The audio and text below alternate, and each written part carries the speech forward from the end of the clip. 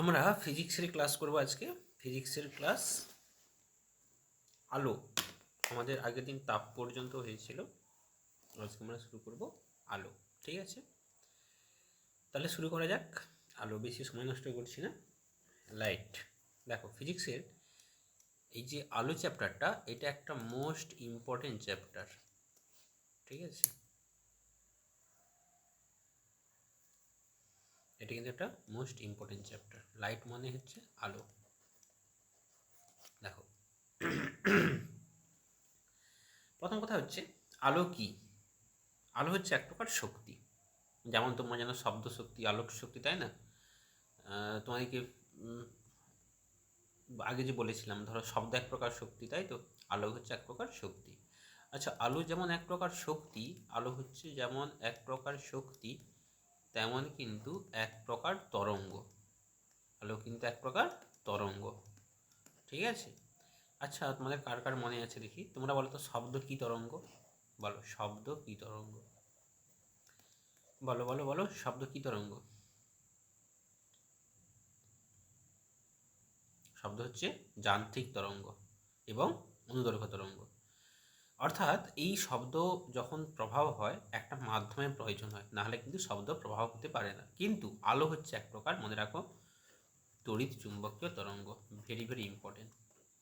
তড়িৎ চুম্বকীয় তরঙ্গ মোস্ট ইম্পর্টেন্ট। আলো কি তরঙ্গ? একটা হচ্ছে তড়িৎ চুম্বকীয় তরঙ্গ, যাকে ইংলিশে বলা হয় ইলেকট্রোম্যাগনেটিক ওয়েভ। অর্থাৎ এর বিশেষ বৈশিষ্ট্য কি? এর বিশেষ বৈশিষ্ট্য হচ্ছে কোনো মাধ্যম ছাড়াই যেতে পারে, কোনো মাধ্যম ছাড়াই গমন করতে পারে, যেটা কিন্তু শব্দ পারত না। তাহলে জানলাম আলো হচ্ছে কী তরঙ্গ। আলো হচ্ছে এক প্রকার তড়িৎ চুম্বকীয় তরঙ্গ। তড়িৎ চুম্বকীয় তরঙ্গ। পরের পয়েন্ট, আলো যদি গমন করে তাহলে কি মাধ্যমের প্রয়োজন হয়? উত্তর হবে না, মাধ্যম ছাড়াই যেতে পারে, যেটা কিন্তু শব্দের ক্ষেত্রে ছিল না। শব্দের ক্ষেত্রে আলো গমন করতে গেলে অবশ্যই মাধ্যমের প্রয়োজন হয়। বোঝা গেল? চলো, এবার আলো সরলরেখায় চলে না বাঁকা রেখায় চলে? বলো। সবসময় মনে রাখবে, আলো হচ্ছে সরল রেখায় চলে। আলো কী রেখায় চলে? সরল রেখায় চলে। ওকে, আলো কী রেখায় চলে? সরল রেখায় চলে। নেক্সট, অ্যাকচুয়ালি আলোর দুটো প্রকৃতি রয়েছে, যাকে বলা হয় ডুয়াল নেচার। কি বললাম? Dual nature. ডুয়াল নেচার, দুটো প্রকৃতি। একটা হচ্ছে তরঙ্গের মতো, আর একটা হচ্ছে বস্তুর মতো, যেটাকে তরঙ্গ বলা হয় ওয়েভ, আর একটা হচ্ছে বস্তু বলা হয় পার্টিকেল। মানে এই আলোকে দুটো তত্ত্ব অনুযায়ী ব্যাখ্যা করা যায়। Particle, sorry, CLE.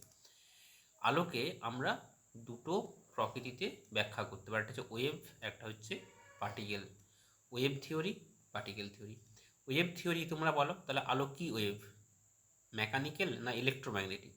আলো হচ্ছে, এক্ষুনি বললাম, ইলেকট্রোম্যাগনেটিক ওয়েভ বা তড়িৎ চুম্বকীয়, যার বিশেষ বৈশিষ্ট্য হচ্ছে মাধ্যম ছাড়াই গমন করতে পারে। Next, particle. পার্টিকেল থিওরি অনুযায়ী আলোকে কি বলা হয়? এটা পরীক্ষাতে পড়ে, তোমরা নোট খুলবে, এগুলো সব লেখা আছে। পার্টিকেল থিওরি অনুযায়ী আলোকে কি বলা যায়? আলোকে বলা হয় কি? ফোটন বলা হয়। কি বললাম? ফোটন। আলোকে বলা হয় ফোটন। ওকে, নেক্সট, এবার তোমরা বলবে এই যে আলোর যে ওয়েভ থিওরি, অ্যাকচুয়ালি ওয়েভ কি ওয়েভ? Electromagnetic wave. এই ইলেকট্রোম্যাগনেটিক যে ওয়েভ, এই ওয়েভটা কে ব্যাখ্যা করেছিল? তোমরা বলবে ইলেকট্রোম্যাগনেটিক ওয়েভ আবিষ্কার করেছিলেন কে? ম্যাক্সওয়েল করেছিলেন না? ইলেকট্রোম্যাগনেটিক ওয়েভ আবিষ্কার করেছিলেন ম্যাক্সওয়েল। কিন্তু এক্ষেত্রে আইনস্টাইন, কী নাম বললাম? আইনস্টাইন। এই ইলেকট্রোম্যাগনেটিক ওয়েভটা যে ব্যাখ্যা করেছে, এটা কিন্তু প্ল্যাঙ্কের কোয়ান্টাম তত্ত্ব অনুযায়ী ব্যাখ্যা করেছে। আবার বলছি, প্ল্যাঙ্কের কোয়ান্টাম তত্ত্ব অনুযায়ী ব্যাখ্যা করেছে। তো প্ল্যাঙ্কের কোয়ান্টাম তত্ত্ব, এগুলো বলতে অনেক সময় লাগবে, শুধু জেনে রাখো প্ল্যাঙ্ক যে কোয়ান্টাম তত্ত্ব দিয়েছিল সেই অনুযায়ী কিন্তু এই আলোর এই তরঙ্গটা ব্যাখ্যা করা যায়, তাই না? ব্যাস, এবার আমরা মোস্ট ইম্পর্ট্যান্ট একটা পোর্শন যাবো, সেটা হচ্ছে এরপর পড়াবো, কি পড়াবো? হ্যাঁ, আলোর বেগে আসো। আলোর বেগ, ঠিক আছে? আলোর বেগ, আলোর বেগ। হ্যাঁ, আলোর বেগটা কি? প্রত্যেকটা বস্তুর বেগ থাকে, তাই তো? প্রত্যেকটা বস্তুর বেগ থাকে, যখন যায় তাহলে আলোর বেগ আছে। দেখো, আলোর বেগ প্রথম মানে নির্ণয় করেন বিজ্ঞানী রোমার। কি বললাম? বিজ্ঞানী রোমার প্রথম আলোর বেগ নির্ণয় করে। তোমরা বলো তো দেখি, শব্দের বেগ কত? নর্মাল প্রমাণ উষ্ণতাতে 332 মিটার পার সেকেন্ড, তাই তো? আচ্ছা, যাই হোক, আলোর বেগ। আলোর বেগ হচ্ছে, মনে রাখবে, শূন্য স্থানে আলোর বেগ, শূন্য স্থান ভ্যাকুয়াম যেখানে কোনো কিছু নেই, তার মান হচ্ছে 3 × 10⁸ metre per second. Most important এই পার্টটা, ভেরি ভেরি ইম্পর্টেন্ট। শূন্য স্থানে আলোর বেগ কত, আবার বলছি, শূন্য স্থানে আলোর বেগ কত, মনে রাখবে এইটা। এবার কথা হচ্ছে, যদি যদি কোনো একটা ঘনত্ব বাড়ে তাহলে কি আলোর বেগ বাড়বে না কমবে? ধরো এইরকম, ভাবো একটু এইরকম, হ্যাঁ। আচ্ছা, এইটা হচ্ছে ঘন মাধ্যম। সব আলো এইটাতে বেশি ভালো যাবে না এইটাতে বেশি যাবে, তোমরা বলো। অর্থাৎ মাধ্যমের এটা ঘনত্ব কম, এটা ঘনত্ব বেশি, তাহলে কোনটা দিয়ে আলো ভালো যাবে তোমরা বলো। দেখি মনে হচ্ছে এটা তো ফাঁকা ময়দান পেয়েছে, তাই তো, তাহলে এটাতে কিন্তু ভালো যাবে। অর্থাৎ মাধ্যমের ঘনত্ব যত কম হবে আলোর বেগ তত বেশি হবে। বোঝাতে পারলাম? পুরো একবারে কল্পনা কর, বাস্তব কল্পনা। এটা ঘনত্ব বেশি, তাহলে আলো এরকম ঠিক খেয়ে খেয়ে খেয়ে খেয়ে যাচ্ছে, তাহলে বেগ কম। তাহলে মাধ্যমের ঘনত্ব বাড়লে আলোর বেগ কমে, আর ঘনত্ব কমলে আলোর বেগ বাড়ে। নেক্সট, প্রতিসরাঙ্ক। প্রতিসরাঙ্কটা একই জিনিস, যখন প্রতিসরাঙ্ক বেড়ে যায় তখন বেগ কিন্তু কমে যায়। তোমরা বলবে প্রতিসরাঙ্কটা কি, সেটা আমি একটু বাদে আসছি, শুধু জেনে রাখো প্রতিসরাঙ্ক বাড়লে আলোর বেগ কমে। প্রতিসরাঙ্কটা আছে আলোর প্রতিসরণ চ্যাপ্টারে, সেখানে সাইন আই মানে ওই আপাতন কোণের সাইন আর প্রতিসরণ কোণের সাইন, এদের অনুপাত ধ্রুবক, এই ধ্রুবকটাকে বলা হয় মিউ, এই মিউকে বলা হয় প্রতিসরাঙ্ক। সেটা আমি পরে আসবো, একটু ডিটেলসে পরে আসবো, শুধু জেনে রাখো প্রতিসরাঙ্ক বাড়লে আলোর বেগ কমে। হলো? নেক্সট, আচ্ছা আরেকটা ফ্যাক্ট একটু বলে দিই। সূর্য থেকে পৃথিবীতে আলো আসতে কত সময় লাগে বলো? সূর্য থেকে পৃথিবীতে আসতে অ্যাপ্রক্স 8.5 মিনিট, না ওই 8 মিনিট কত 20 সেকেন্ড না কত একটা আছে, 8.5 মিনিটের আশপাশ, ঠিক আছে, সূর্য থেকে পৃথিবীতে। আর চাঁদ থেকে পৃথিবীতে 1.5 মিনিটের আশপাশ। কত বললাম? 1.5 মিনিটের আশপাশ। তো মনে রাখবে সূর্য থেকে পৃথিবীতে সময় লাগে কত? 8.5 মিনিট। চাঁদ থেকে পৃথিবীতে হচ্ছে 1.5 মিনিটের আশপাশ। হলো? আচ্ছা, এটা হচ্ছে ফ্যাক্ট। এবার যেটা একটা গুরুত্বপূর্ণ পোর্শন, সেটা পড়াবো হচ্ছে সূর্যগ্রহণ চন্দ্রগ্রহণ। কি বললাম? সূর্যগ্রহণ চন্দ্রগ্রহণ। শুরু করা যাক তাহলে। সূর্যগ্রহণ চন্দ্রগ্রহণ, সূর্যগ্রহণ আর চন্দ্রগ্রহণ, ইক্লিপস বলা হয়, হ্যাঁ, ইংলিশে কি বলা হয়? ইক্লিপস। আচ্ছা, একটা আসছে, সূর্যগ্রহণ কখন হয়? পরীক্ষাতে কোশ্চেন পড়ে গো, লাস্ট ফুড এসআই পরীক্ষাতে, মানে লাস্টের আগেরটাতে 2018 সালে যে ফুড এসআই পরীক্ষা হয়েছিল সেখানে এই জায়গা থেকে কোশ্চেন দিয়েছিল, এবং সেন্ট্রালে এসএসসি পরীক্ষাতে দেয়। দেখো, সূর্যগ্রহণ মানে কি, আর একটা আছে চন্দ্রগ্রহণ। এগুলো তুমি যদি মুখস্থ করো না, সত্যি বলছি ভুলে যাবে। সূর্যগ্রহণ কখন হয়, চন্দ্রগ্রহণ কখন হয়, যদি তুমি মুখস্থ করো অবশ্যই ভুলবে। তাই তোমাদেরকে আমি এটা বুঝিয়ে দেবো কেন হচ্ছে, সব কিছু হচ্ছে। আচ্ছা, গ্রহণ মানে কি? ধরো গ্রহণ লাগে, সূর্যগ্রহণ, তার মানে কি সূর্যটা কালো দেখায়, হ্যাঁ। তাহলে সূর্যটা কালো দেখায় মানে সূর্যে আলো পৌঁছায় না, জিনিসটা এমন বুঝতে পারছো? সূর্যে নাকি আলো পৌঁছায় না। একই রকম চন্দ্রগ্রহণ, তাহলে চাঁদকে আলো অন্ধকার দেখায়, আলো পৌঁছায় না, তাহলে জিনিসটা কি ব্যাখ্যা করছি দেখো। সূর্যগ্রহণ, তাহলে সূর্যকে আমাকে অন্ধকারে রাখতে হবে, হ্যাঁ, বা সূর্যকে দেখতে পাবো না। সূর্যগ্রহণ বলে, চন্দ্রগ্রহণ বলে, আমরা তো পৃথিবী থেকে দেখি, তাই না? না কেউ মঙ্গলে গিয়ে সূর্যগ্রহণ দেখে, সম্ভব নয়। ব্যাপারটা হচ্ছে, এটা হচ্ছে সূর্যগ্রহ, এটা হচ্ছে সূর্য, তাহলে সূর্যগ্রহণ, সূর্যকে অন্ধকার লাগবে। এটা হচ্ছে পৃথিবী, হ্যাঁ। তাহলে নর্মালি পৃথিবী থেকে সূর্যকে দেখা যাচ্ছে, তাহলে সব কিছু। কিন্তু এদের মধ্যে কাবাম্মে হাড্ডি হয়ে যায় কে? যেটা হচ্ছে কে? চাঁদ। এদের মধ্যে কাবাম্মে হাড্ডি হয়ে যায়। তাই কি হয়, যখন আলোক রশ্মি এরকম করে আসছে, এরকম করে আসছে, তখন কি হচ্ছে, এটা হচ্ছে মুন, এম লিখলাম, এটা আর্থ লিখলাম, এটা সান লিখলাম। তোমরা বলো, এইখানে কেউ আছে, এইখানে কেউ আছে, এরা এই এই জায়গা থেকে কি ও সূর্যকে দেখতে পাবে? হ্যাঁ কিনা বলো, দেখতে পাবে? Yes or no? পাবে না। কেন? এখানে কাবাম্মে হাড্ডি বসে আছে চাঁদ, তাই না? ধরো এটা নায়ক, এটা হচ্ছে নায়িকা, ঠিক আছে, নায়িকা।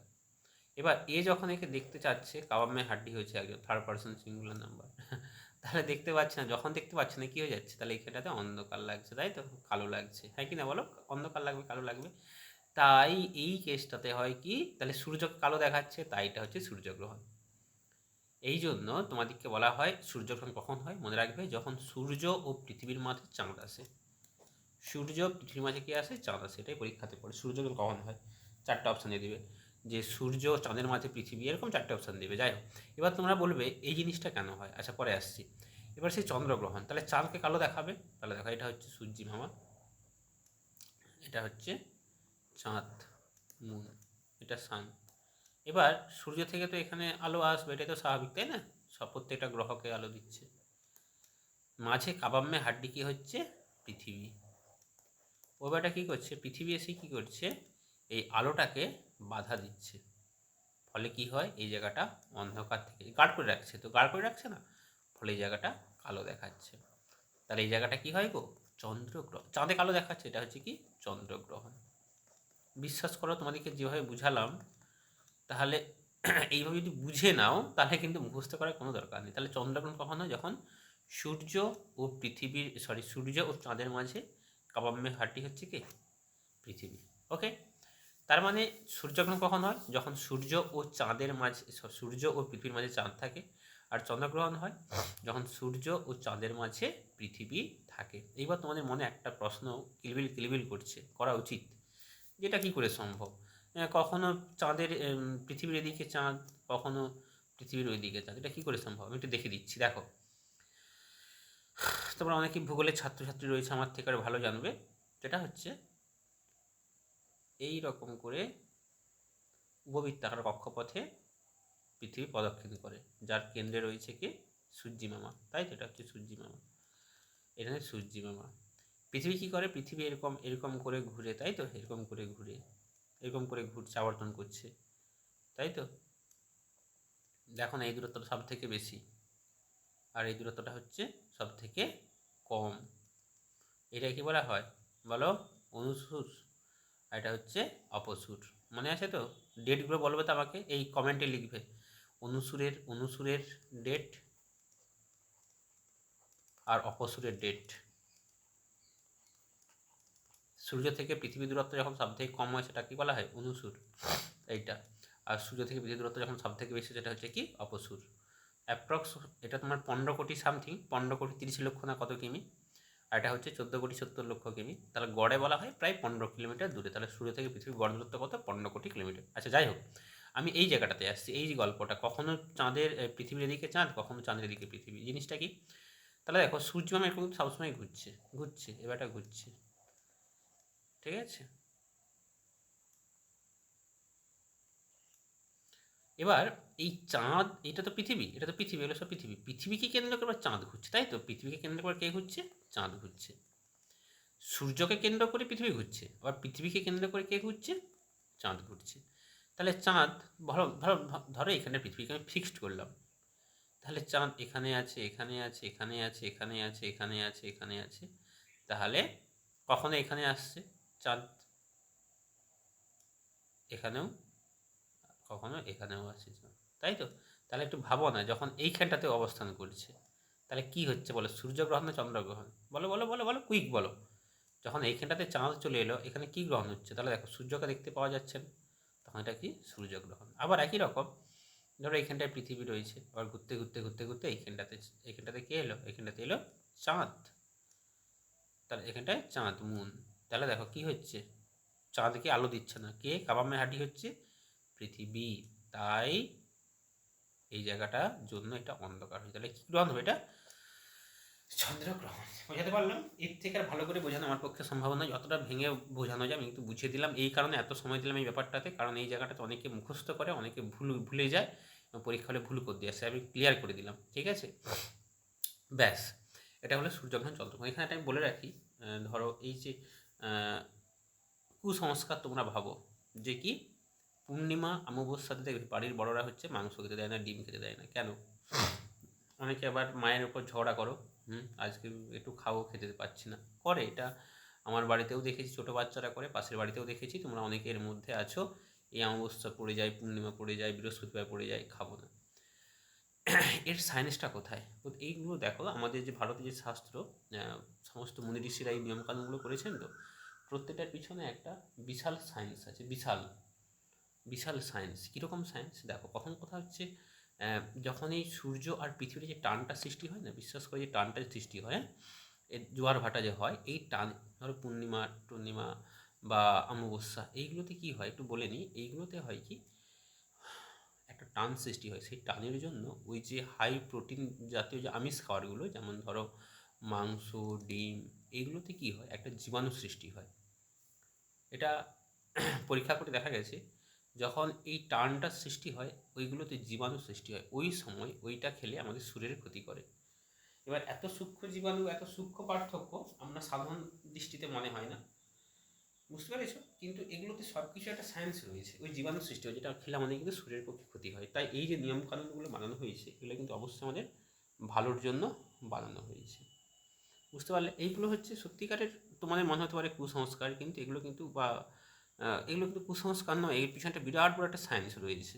ঠিক আছে, কোনো কিছুকে কুসংস্কার বলে উড়িয়ে দেওয়ার আগে তার পিছনে সায়েন্সটা দেখবে, তারপর কুসংস্কার বলে উড়িয়ে দেবে। ঠিক আছে, বরং আমাদের সমাজ, এগুলো তো ধরো সমাজ একটা জিনিস, সেটা হচ্ছে ধরো মেয়েদের যখন মেন্স হয়, তাই তো, দেখবে মেয়েদের যখন মেন্স হয় কী বলে না, শরীর খারাপ হয়েছে। এটা একটা কুসংস্কার, এটা হচ্ছে প্রকৃত কুসংস্কার। কেন প্রকৃত কুসংস্কার? এর কারণে বলছি, ওইটা এটা ন্যাচারাল, এই ন্যাচারাল, এটা প্রত্যেকটা মানুষের মানে প্রত্যেকটা মেয়ের জীবনে হয়, বরং যার না হয় তাকেই বলা হয় শরীর খারাপ, তাই না? মানে প্রকৃত কুসংস্কার কোনটা বা কোনটা, এগুলো তোমরা নিজেরা বুঝবে, সব শিক্ষিত, সব কিছু তার সায়েন্সটা দেখবে। ঠিক আছে, এটা যেটা বললাম, ধরো পিরিয়ডিক্যালি না হলে তখন সেটাকে শরীর খারাপ বলে, কিন্তু কি না, সমাজের কাছে বলতে একটা কিন্তু বোধ করে শরীর খারাপ হয়েছে, ওটাকে শরীর খারাপ বলে না, ওটা হচ্ছে ন্যাচারাল, বরং না হলে সেটাকে শরীর খারাপ বলে। আচ্ছা যাই হোক, আমি অন্য প্রসঙ্গে চলে যাচ্ছি। চলো আমরা পরের পয়েন্টে এবার যাচ্ছি। এবার আসছি, দেখো সূর্যগ্রহণ চন্দ্রগ্রহণের উপর কী পড়াবো, আর তো কিছু নেই, একবারে চলে যাচ্ছি প্রতিফলন। স্টার্ট করো প্রতিফলন।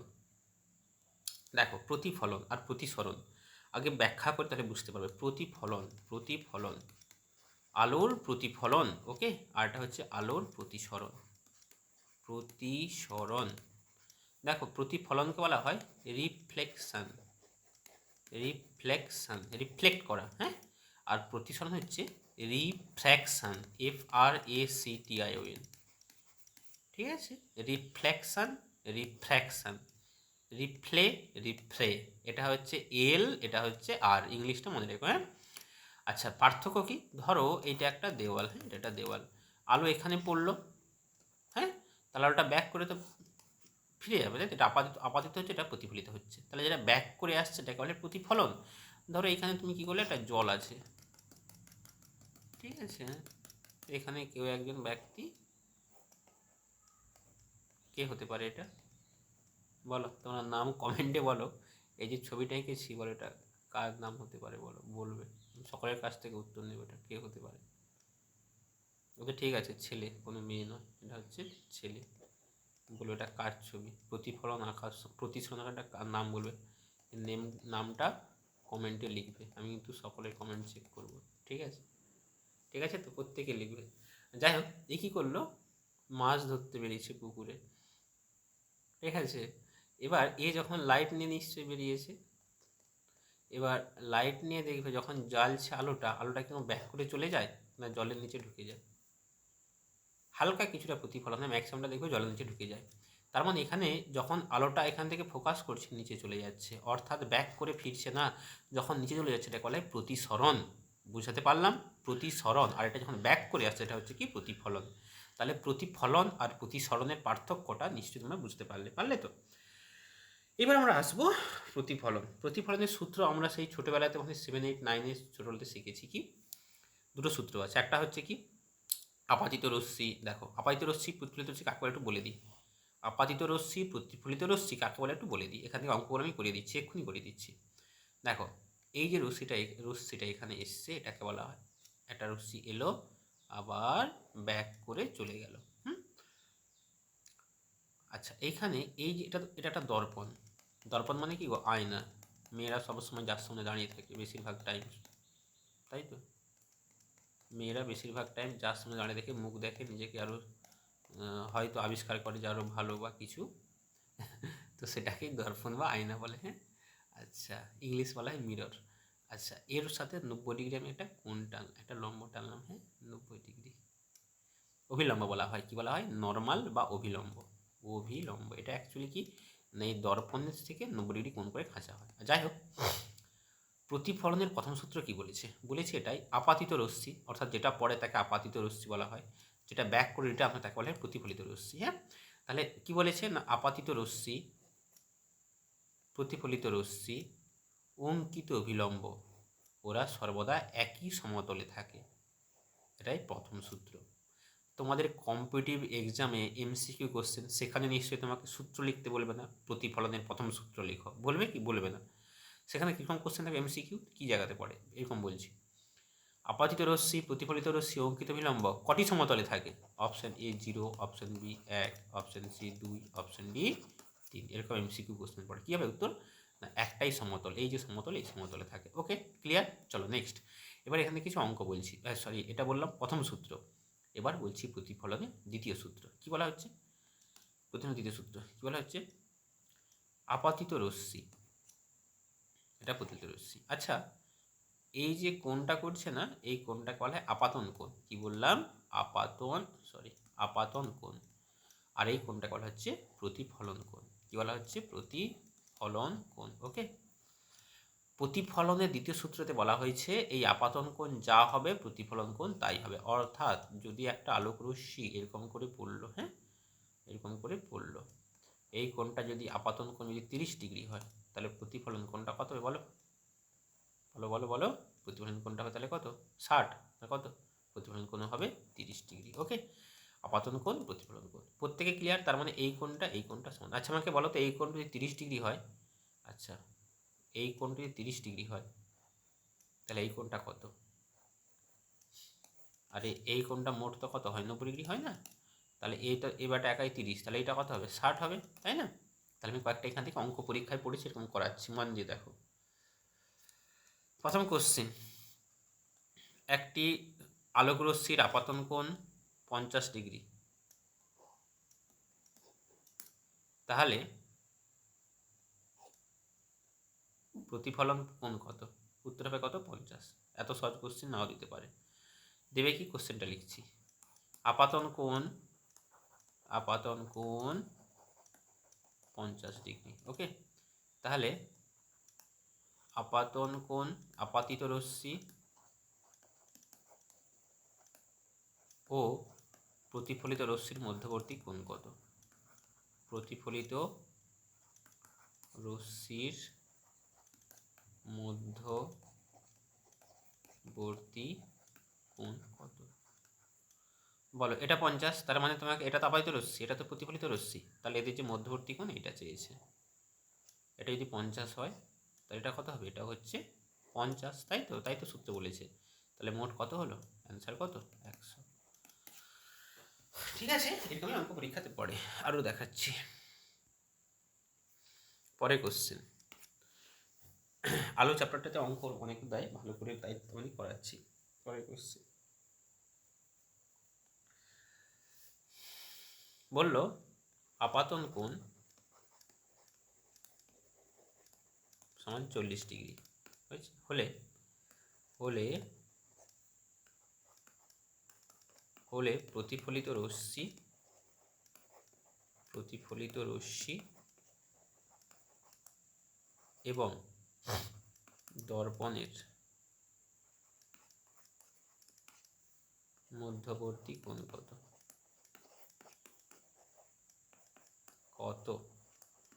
Option A 40, option B 80, option C 100, option D 50। বলো কি হবে?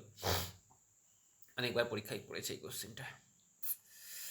দেখা যাক জিনিসটা কি। তোমাকে বলে দিয়েছে যে হ্যাঁ, এই কোণটা হচ্ছে কত? 40 বলেছে, তাই আপাতন কোণ।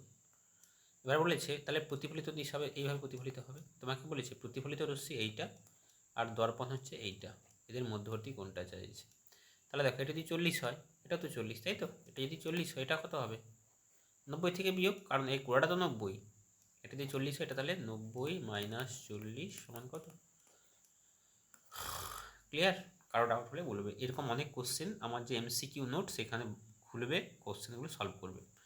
প্রচুর কোশ্চেন আছে, আমি মূল কনসেপ্টটা দিয়ে দিলাম। আরও কোনো পরীক্ষাতে এরকম কোশ্চেন পড়েছে, ধরো বললো একটি আলোক রশ্মি, হ্যাঁ, দর্পণের সাথে 30 ডিগ্রি কোণে আপতিত হলো। আবার বলছি, একটি আলোক রশ্মি দর্পণের সাথে 30 ডিগ্রি কোণে আপতিত হলো, তাহলে প্রতিফলিত রশ্মির মান কত? প্রতিফলিত কোণ কত? প্রতিফলিত কোণের মান কত? আবার বলছি, একটি রশ্মি দর্পণের সাথে 30 ডিগ্রি কোণে আপতিত হলো, তাহলে তার প্রতিফলন কোণ কত, মানে এইটা কত? তাহলে একটু ভালো করে দেখো, এ ব্যাটা যদি 30 হয়, তাহলে এইটা কত হবে? মানে নিজেরা বলো। অবভিয়াসলি 90 থেকে 30 বিয়োগ মানে কত? 60। তাই যদি 60 হয়, এটা কত হবে? 60। ব্যাস, ওটা উত্তর। ঠিক আছে, চলো এবার আমরা পরের পয়েন্টে যাব। সেটা হচ্ছে দর্পণকে আমরা দুটো ভাগে ভাগ করতে পারি। ভালো করে দেখো, ইম্পর্টেন্ট পোর্শন এটা। দর্পণকে আমরা দুভাগে ভাগ করতে পারি। একটা হচ্ছে সমতল, একটা হচ্ছে গোলীয়। সমতল আর গোলীয়। এবার গোলীয়কে দু প্রকার ভাগে করা যায়, একটা হচ্ছে উত্তল, একটা হচ্ছে অবতল। কি করে আসছে সব বলছি। দেখো, সমতল দর্পণ তোমরা বাড়িতে যে, তোমরা নয়, বিশেষ করে মেয়েরা যে আয়নাটা ইউজ করো সবসময়, প্রতি মুহূর্তে বেড়াতে যাওয়ার আগে, কোথাও ঘর থেকে বেরানোর আগে ইউজ করো, বা পড়তে বসে দেখো, বা ঘুমোতে যাওয়ার আগে দেখো, বা ঘুম থেকে উঠে দেখো, ইত্যাদি ইত্যাদি, সেটা হচ্ছে সমতল দর্পণ। তোমরা তো অনেকে হাসছো, আমাকে গালিগালাজ করছো মনে মনে, যে আমি হয়তো মেয়েদের নয় বলছি। আমি আগে প্রচুর পার্সোনাল পড়াতে যেতাম বাড়িতে, ঠিক আছে। একটা মেয়েকে 12-এ পড়াতে যেতাম অঙ্ক। সে মেয়েটা পাশে যেরকম, এটা বেডে এসে পড়তো, আমার কাছে বসে পড়তো। এখানে যেমন বই খাতা থাকে না, বই খাতা এটা থাকে, ঠিক একই রকম বই খাতার সমান প্রত্যেক দিন দেখেছি প্রায় ও কী করে, একটা আয়না চিরুনি, আয়না পাশে থাকে, ঠিক আছে। অর্থাৎ যখন পড়ে তার মাঝে মাঝে তাকে আয়না দেখতে হয়। জানি না ওই পড়ার মাঝে তাকে আয়না কী কাজে লাগে।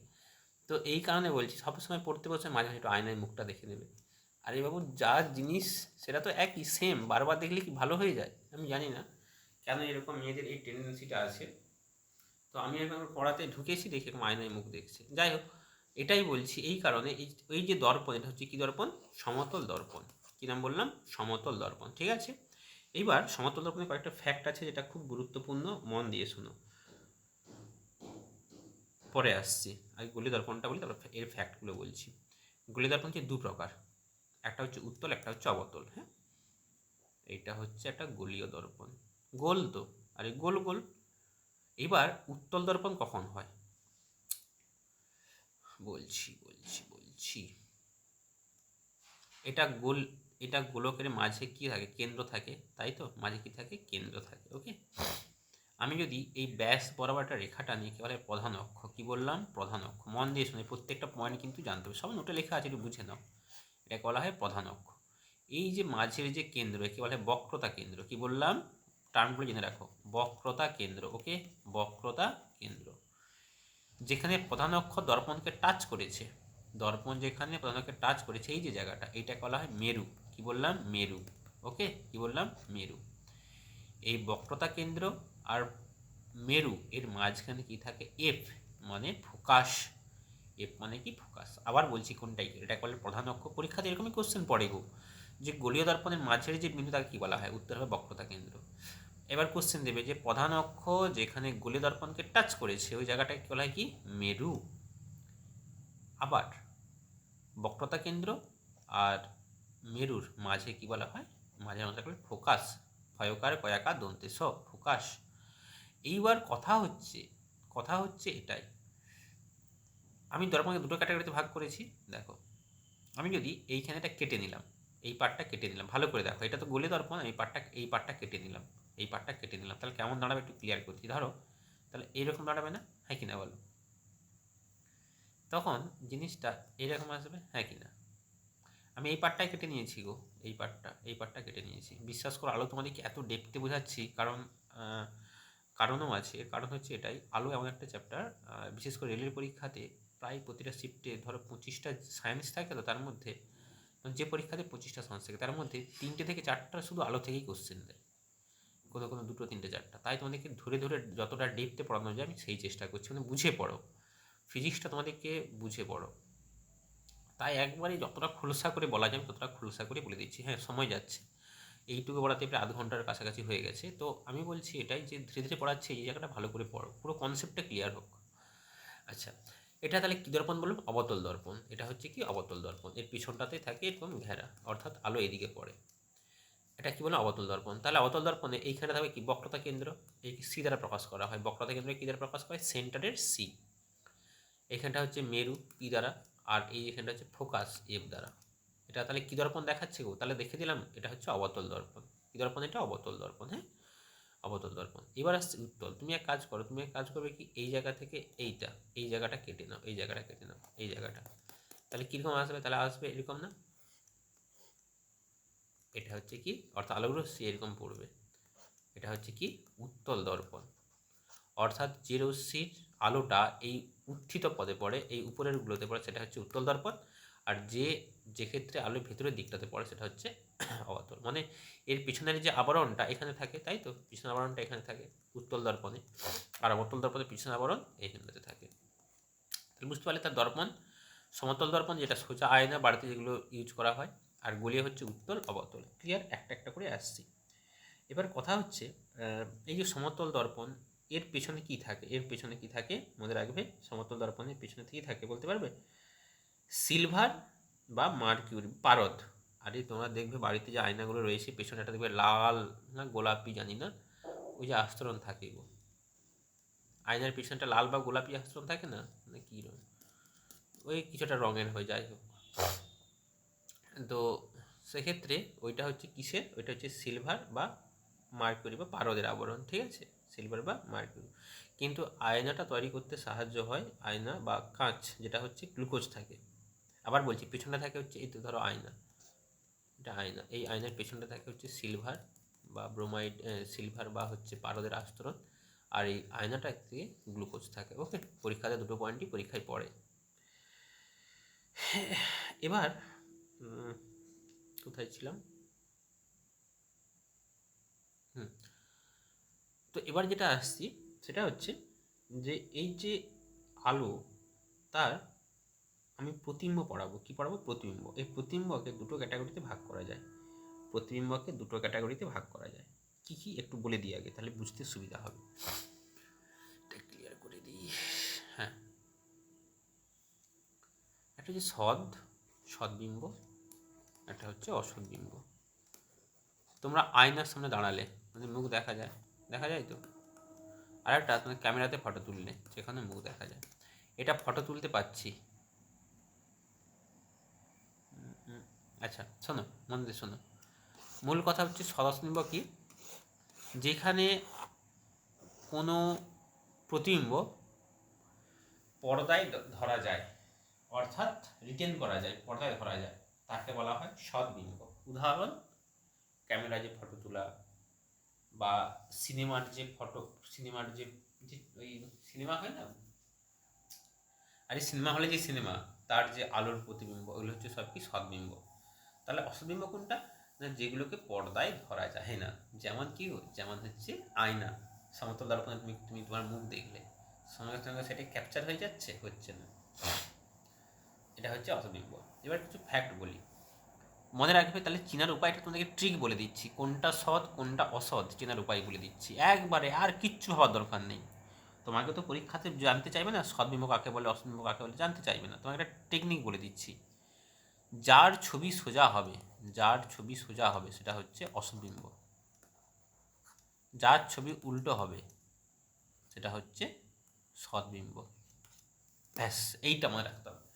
উল্টো ছবি হলেই সৎ, আর সোজা ছবি হলেই অসদ্বিম্ব।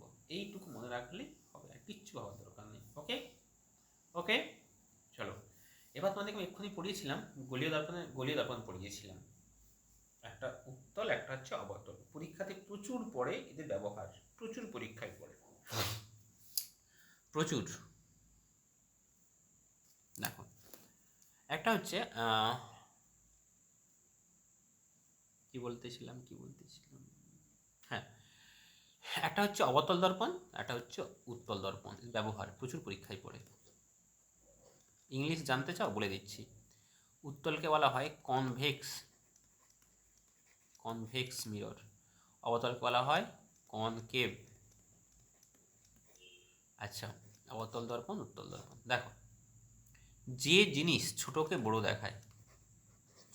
বড় দেখায় সেক্ষেত্রে ইউজ হয় অবতল দর্পণ। আমি তোমাদেরকে বলবো, তোমার কনসেপ্ট তোমাদেরকে দিয়ে দিব, হ্যাঁ, তোমরা বলবে কোনটা কোন দর্পণ।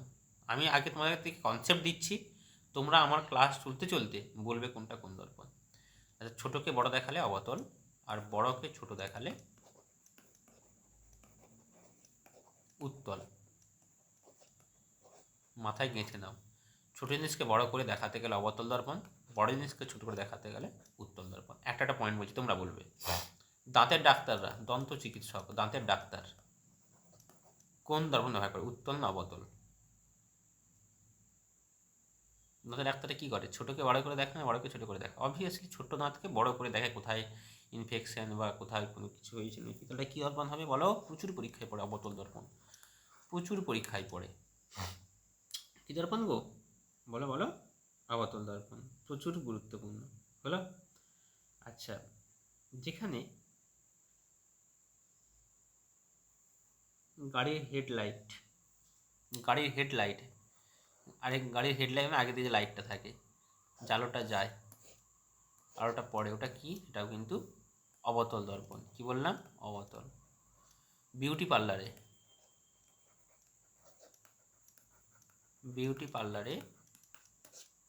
যে দর্পণটা ব্যবহার করা হয় সেটা কি দর্পণ? বিউটি পার্লারে যে দর্পণটা ব্যবহার করা হয় সেটা কি দর্পণ? মনে রাখবে সেটা। বিউটি পার্লার কী কাজে লাগে জানো তো?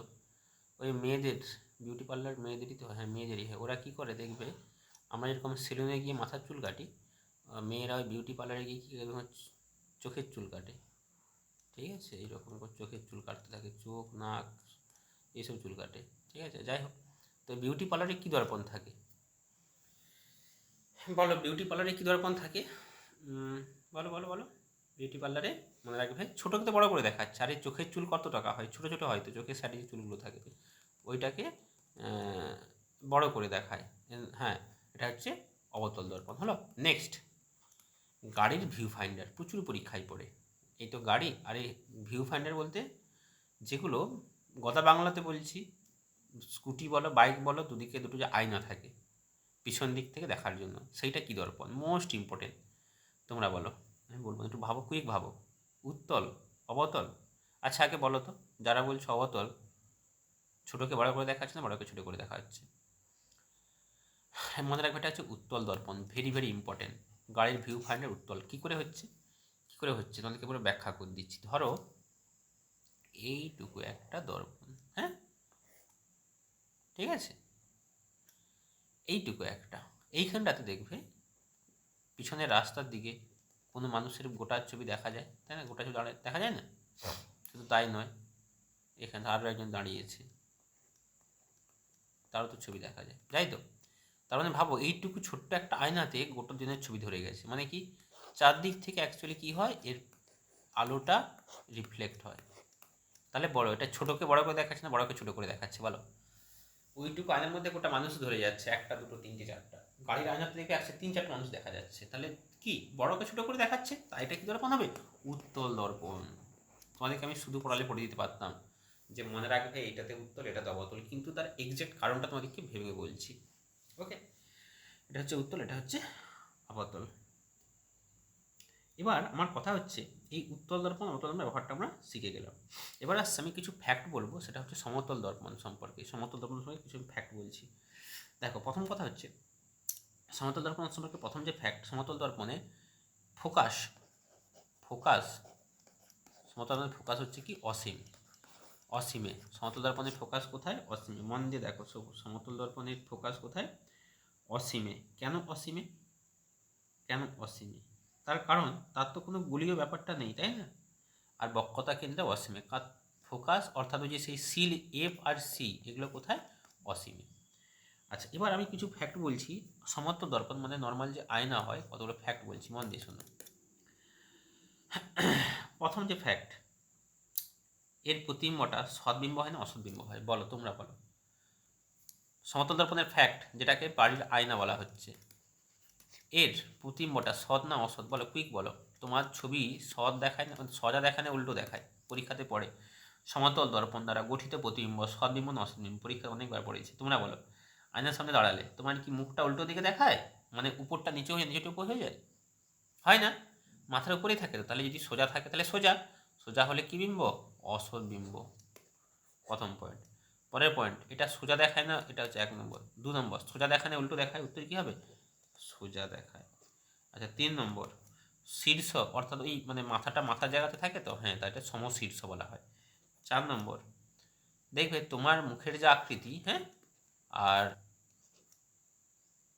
আয়নাতে তোমার যে মুখের আকৃতি, দুটো তো সমান না ছোট বড় লাগে? সমান। অ্যাকচুয়ালি কী হয় দেখো, অবতল দর্পণে ছোটোকে বড় দেখায়, উত্তল দর্পণে বড়কে ছোট দেখায়, কিন্তু সমান্তল দর্পণে সমান সমান দেখায়। তোমার যা আকার তাই আকারটাই কিন্তু দেখাবে। এটা হচ্ছে কি দর্পণের ঘটনা ফ্যাক্ট, এটা হচ্ছে সমতল দর্পণে, হ্যাঁ। তাই তাই তাই তাই এটা কিন্তু একই আকার দেখায়। তোমরা যারা খুব হেলদি বা খুব মোটা, ঠিক আছে, যারা খুব মোটা, মনে হতে পারিস আমি খুব মোটা, ঠিক আছে, একটু রোগা হলে ভালো হতো। তোমাদের এই কনফিডেন্স বাড়ানোর জন্য তোমরা কোন দর্পণে দাঁড়াবে? তোমরা উত্তল দর্পণের সামনে দাঁড়িয়ে যাবে, ঠিক আছে। উত্তল দর্পণ, উত্তল দর্পণ দাঁড়িয়ে গেলে তাহলে তোমার আকৃতিটা কী হবে? অনেক ছোট মনে হবে, হবে তো? ঠিক আছে, তো যদি কেউ বলে খুব মোটা, উত্তল দর্পণের সামনে তাকে দাঁড়িয়ে দেখিও, দেখো আমি অত মোটা নয়, অতটাও মোটা নয়, খুবই রোগা। একই রকম যারা খুব রোগা, যাদেরকে বাবা মা বলে, হ্যাঁ, বা প্রতিবেশী বলে বাবা মা খেতে দেয়নি, খুব রোগা, ঠিক আছে, আমি নামগুলো বলছি না, তো তারা কি করবে? তারা হচ্ছে অবতল দর্পণের সামনে দাঁড়াবে, ঠিক আছে, তাহলে কনফিডেন্স বেড়ে যাবে যে হ্যাঁ অতটাও রোগা নয় যতটা রোগা আমাকে বলা হচ্ছে। তাহলে বুঝতে পারলে তো? তার মানে রোগা বা মোটা যদি কেউ কিছু বলে, এগুলো মন খারাপ করার কিচ্ছু নেই, আদৌ কথাগুলো সত্য নয়। তাহলে ব্যাপারটা হচ্ছে দর্পণটা পাল্টালেই হবে, ঠিক আছে, রোগা মোটা হয়ে যাবে, মোটা রোগা হয়ে যাবে। আচ্ছা যাই হোক, এবার যেটা আসছি, হ্যাঁ, সমতল দর্পণ বলে দিলাম, একই আকারের হয়, এগুলো তো সব বলে দিলাম। এবার একটা ফ্যাক্ট বলছি, খুব গুরুত্বপূর্ণ। তোমরা কেউ সায়েন্স সিটি গেছো? সায়েন্স সিটি যদি কেউ যাও, যে কোনো জায়গাতে, কলকাতা এমন নয়, যে কোনো সায়েন্স সিটিতে দেখবে ওখানে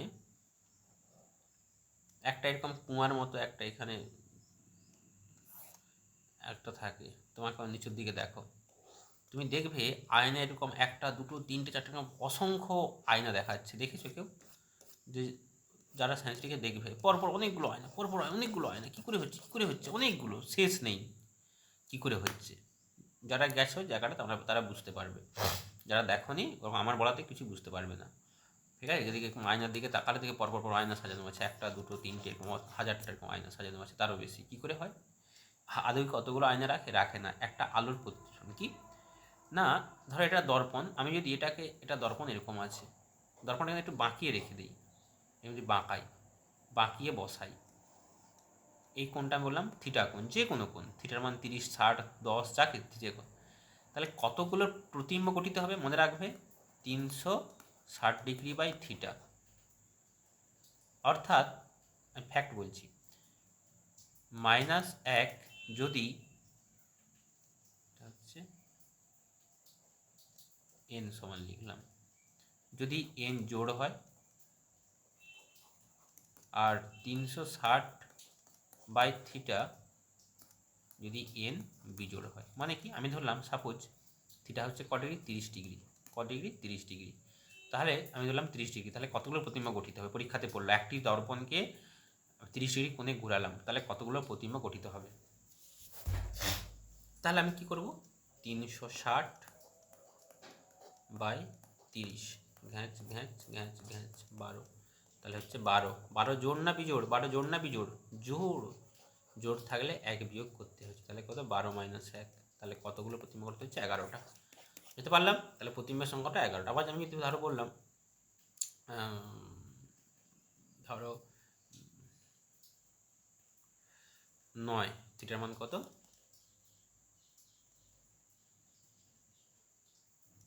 90, থিটার মান 90, মান 90, তাহলে 360 বাই 90 কত হচ্ছে গো? 4, 4 থেকে 1 বিয়োগ হবে কারণ জোর চলে আসছে, তাহলে কত হচ্ছে? 3, তাহলে প্রতিবিম্বের সময় কত? 3টা।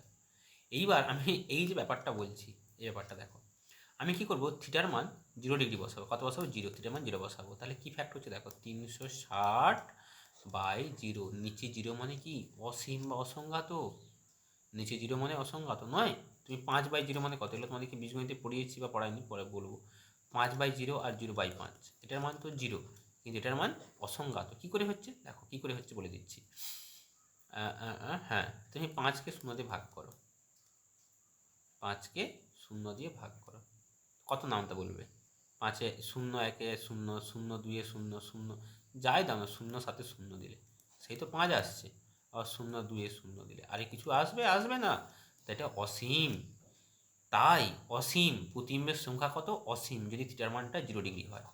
এবার ধরো এইটা একটা দর্পণ, এইটা একটা দর্পণ, পরস্পরকে 0 ডিগ্রি কোণে রেখে দিলাম। 0 ডিগ্রি মানে কি? সমান্তরাল। আর ওদের মধ্যে কোনো কোণ নেই, আর মানে 180 ডিগ্রি হয়ে যায়, 0 ডিগ্রি ওটা সমান্তরাল। তাহলে কতগুলো প্রতিবিম্ব গঠিত হবে? অসীম। কিচ্ছু করেনি, ওই সায়েন্স সিটিতে দুটো দর্পণকে সমান্তরালে রেখে দেয়। প্রতিবিম্বের সংখ্যা কতগুলো হচ্ছে? অসীম। তোমাদের মনে হতে পারে, এদিকে চোখ দেখো, চোখ দিয়ে দেখো, দেখবে 1 2 3 যেটা অসীম এরকম নাকি রয়েছে, কাঁচ রয়েছে, দর্পণ রয়েছে। তাহলে বুঝতে পারলে ব্যাখ্যাটা কী করে হচ্ছে? এটা হচ্ছে ব্যাখ্যা। এবার মানে চলে আসবো খুব ইম্পর্টেন্ট একটা পার্ট, দর্পণ দ্বারা প্রতিবিম্ব গঠন। কতক্ষণ ক্লাস হলো? 46 মিনিট। আচ্ছা ঠিক আছে, 1 ঘন্টার মধ্যে শেষ করে দিব। দর্পণ দ্বারা প্রতিবিম্ব গঠন। দেখ, দর্পণ দ্বারা প্রতিবিম্ব গঠন। প্রথমে একটা আসছে অবতল দর্পণ, ভালো করে বোঝো, মন দিয়ে বোঝো। এটাকে বলা হয় মেরু, শিখিয়ে দিচ্ছি, এটাকে বলা হয় বক্রতা কেন্দ্র। এখন এই ফোকাসটা কী করে এলো দেখো, ধরো মনে রাখো আলোক রশ্মি, এটা একটা আলোক রশ্মি, যেখানেই থাকুক না কেন আলোক রশ্মি এটা। তাহলে দেখো এর ঢালটা নিচের দিকে আছে না, এটা আপাতিত রশ্মি, তাহলে ঢালটা নিচের দিকে থাকার জন্য আলোটা এরকম করে বাঁকবে, তাই তো? আবার ধরো তুমি যা কিছু এখানে এখানে তুমি এরকম একটা তুমি আলো পাঠালে, তাহলে ঢালটা তো নিচের দিকে আছে, ঢালটা কী হচ্ছে? এরকম নিচের দিকে আছে, তাই তো? নিচের দিকে আছে, তাহলে নিচের দিকে বেঁকে যাবে। আবার আলোক রশ্মি ধরো তুমি এখান থেকে এরকম একটা পাঠালে,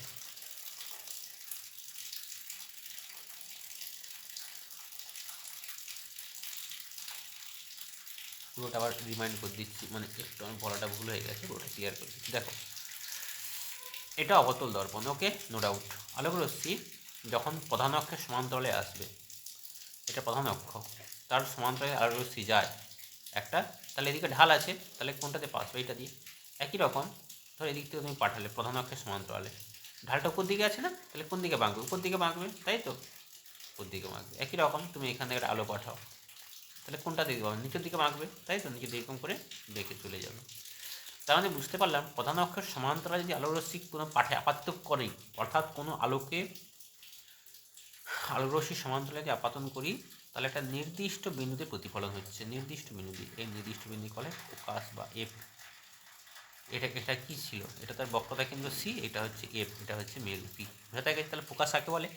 আর যেখানে সমস্ত আলোগুলো আগে জায়গাতে মিট করে প্রতিফলিত হয় সেই জায়গাকে বলা হয় ফোকাস। প্রত্যেকে ক্লিয়ার? এবার একটা একটা অঙ্ক বলি, থামো।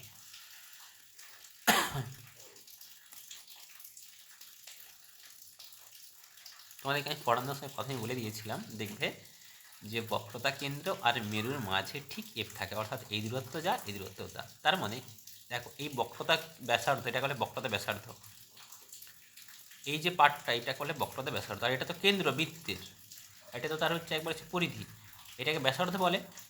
এটা একটা বক্রতা কেন্দ্র, এটা বলে বক্রতা ব্যাসার্ধ, মানে কী দ্বারা প্রকাশ করছি? আর। এটা হচ্ছে ফোকাস, এটা হচ্ছে মেরু, এই দুটোটাকে পড়া হচ্ছে এফ।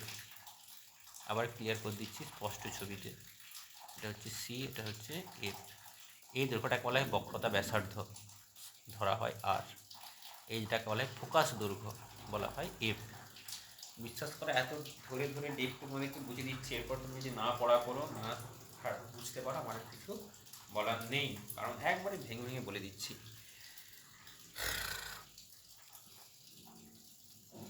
সূত্র হচ্ছে আর সমান 2f, ভেরি ভেরি ইম্পর্টেন্ট। অর্থাৎ বক্রতা কেন্দ্র সমান 2 ইন্টু ফোকাস দৈর্ঘ্য, বক্রতা কেন্দ্র সমান 2 ইন্টু ফোকাস দৈর্ঘ্য, বক্রতা কেন্দ্র সমান 2 ইন্টু ফোকাস দৈর্ঘ্য, বক্রতা কেন্দ্র সমান 2 ইন্টু ফোকাস দৈর্ঘ্য। ঠিক আছে?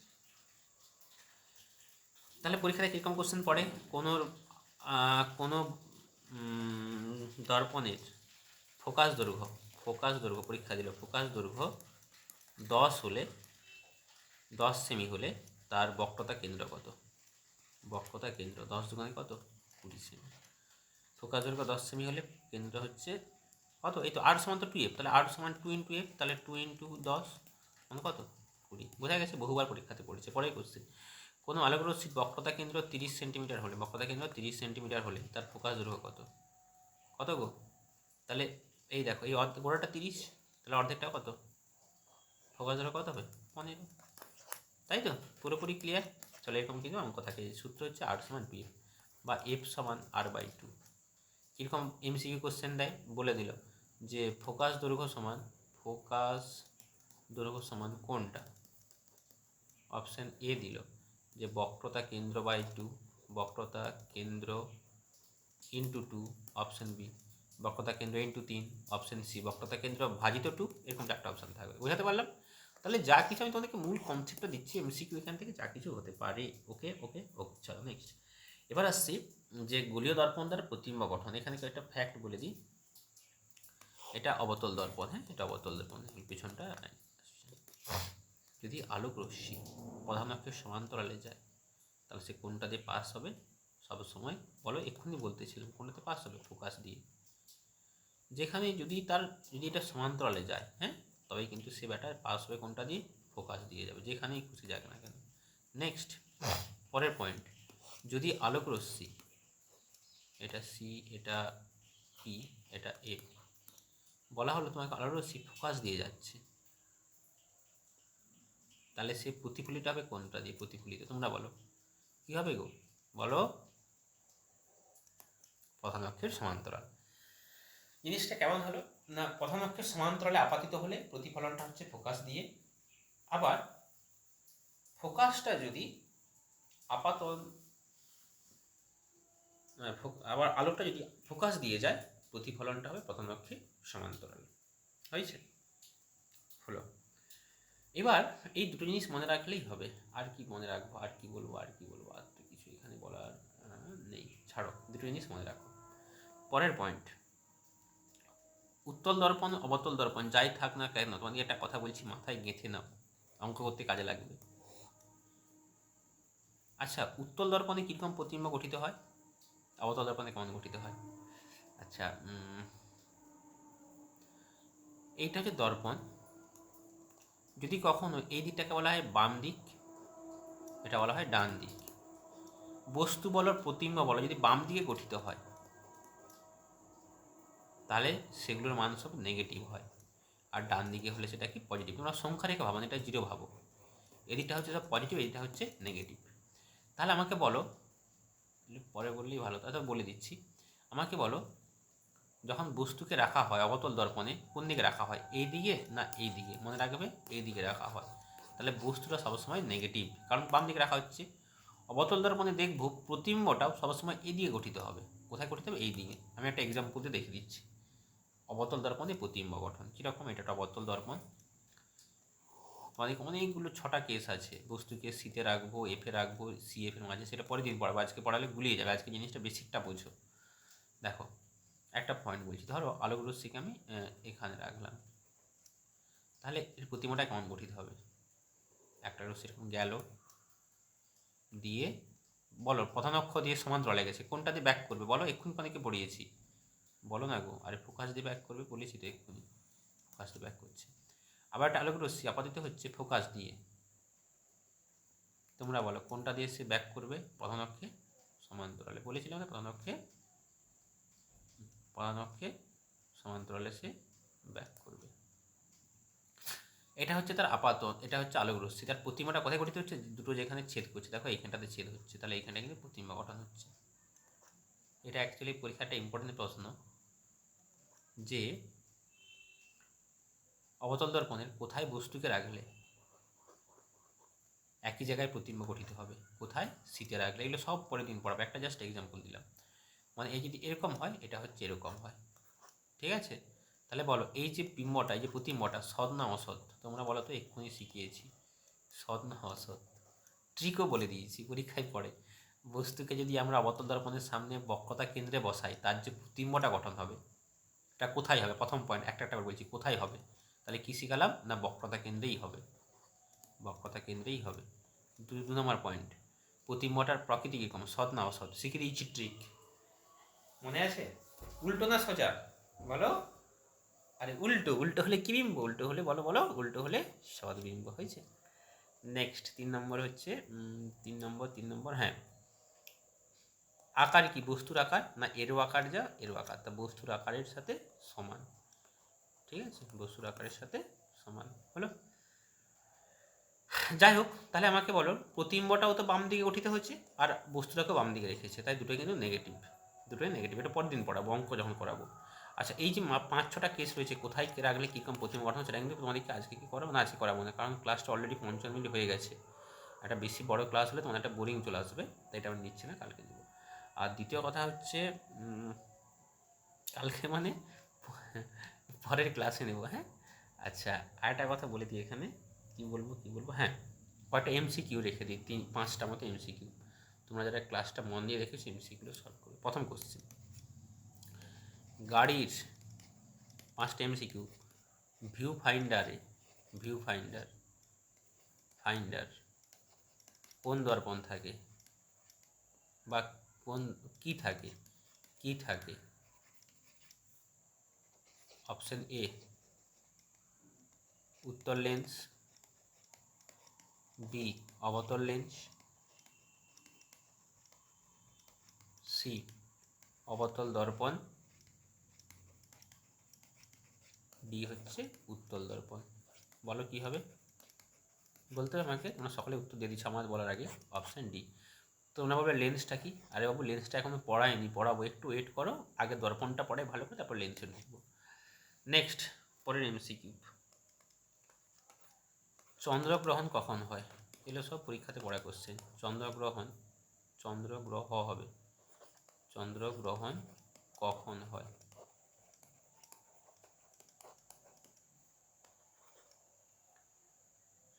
সূর্য ও পৃথিবীর মাঝে চাঁদ,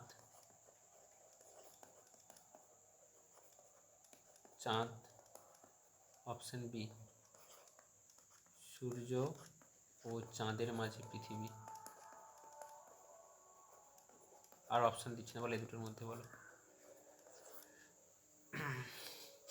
চন্দ্রগ্রহণ, তাহলে চাঁদ অন্ধকার থাকবে, তাহলে কাবামে হাড্ডি কী হবে? পৃথিবী, তাহলে পৃথিবী থাকবে মাঝে, তাই তো, এই জিনিসটা অপশান বি। কটা হলো? দুটো হলো। 3 নম্বর,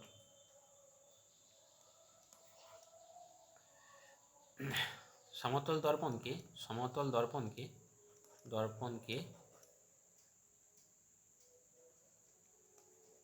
60 ডিগ্রি কোণে রাখলে প্রতিবিম্বের সংখ্যা কটা হবে? প্রতিবিম্বের সংখ্যা কটা? তাহলে সূত্র কী গো? 360/60 কত হচ্ছে? 6 জোড় সংখ্যা, তাহলে বিয়োগ করতে দাও, তাহলে কত হচ্ছে? 5। ওকে, 3টে এমসিকিউ হলো, বাকি দুটো তোমাদের জন্য দিচ্ছি। তোমরা বলবে 4 আর 5 উত্তর কত হয়? 4, একটি আলোক রশ্মি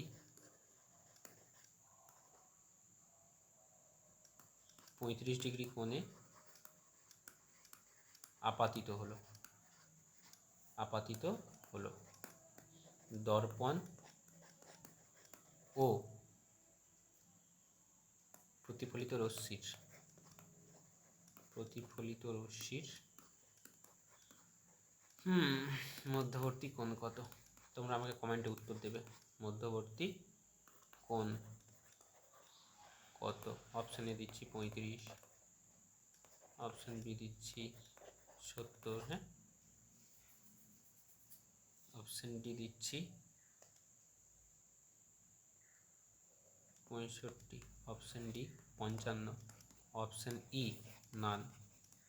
ঠিক আছে, এটা 55, 65, এটা হচ্ছে নান।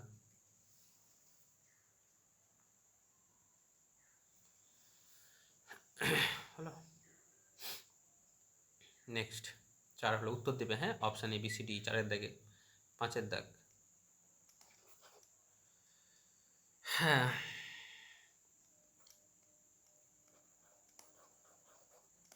ফোকাস দৈর্ঘ্য